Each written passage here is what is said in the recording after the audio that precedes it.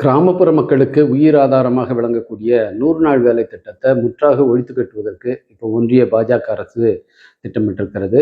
அதில் படிப்படியாக அதனுடைய வேலை நாட்கள் குறைக்கப்படுகின்றன. அதுக்கு ஒதுக்க செய்கிற நிதி குறைக்கப்பட்டிருக்கிறது.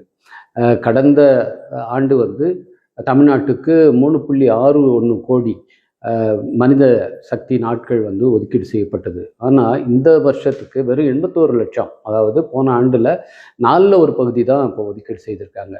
இதில் அதிகமாக பாதிக்கப்படுறது விழுப்புரம் மாவட்டம். இதில் பார்த்திங்கன்னா இந்த செப்டம்பர் மாதம் வரைக்கும் வெறும் 14 குடும்பத்துக்கு மட்டும்தான் ஒட்டுமொத்த விழுப்புரம் மாவட்டத்திலேயே 100 நாள் வேலை கொடுக்கப்பட்டிருக்கிறது. மற்ற எந்த குடும்பத்துக்கும் 100 நாள் வேலை கொடுக்கப்படவில்லை. முழுமையாக 100 நாள் வேலை அவர்களுக்கு அளிக்கப்படல. காரணம் என்னன்னா, நிதி ஒதுக்கீடு குறைக்கப்பட்டது தான்.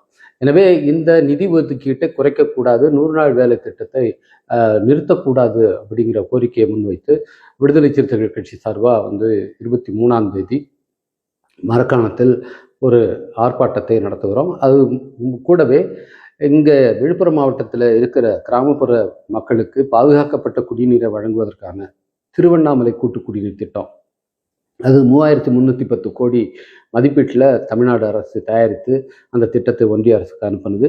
ஆனால் ஜல்ஜீவன் மிஷன் திட்டத்தின் கீழே நாங்கள் இனிமேல் நிதி ஒதுக்கீடு செய்ய முடியாது, இந்த திட்டத்துக்கு நிதி ஒதுக்க முடியாது என்று இப்பொழுது ஒன்றிய பாஜக அரசு கைவிரித்து விட்டது.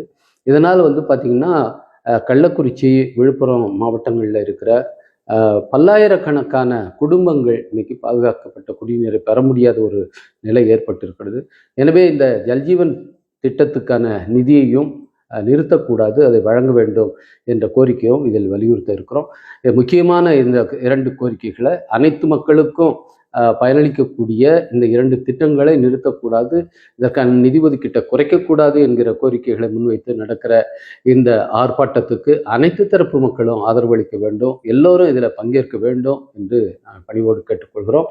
இந்த திட்டம் நிறுத்தப்படுவது என்பது இந்த விழுப்புரம் மாவட்டத்து ஏழை எளிய மக்களுக்கு மட்டுமல்ல, ஒட்டுமொத்த தமிழ்நாட்டுடைய கிராமப்புற பொருளாதாரத்தையே பாதிக்கும். எனவே இந்த திட்டத்துக்கான நிதியை ஒன்றிய பாஜக அரசு ஒதுக்கும் வரை இந்த அழுத்தத்தை நாம் கொடுக்கணும்.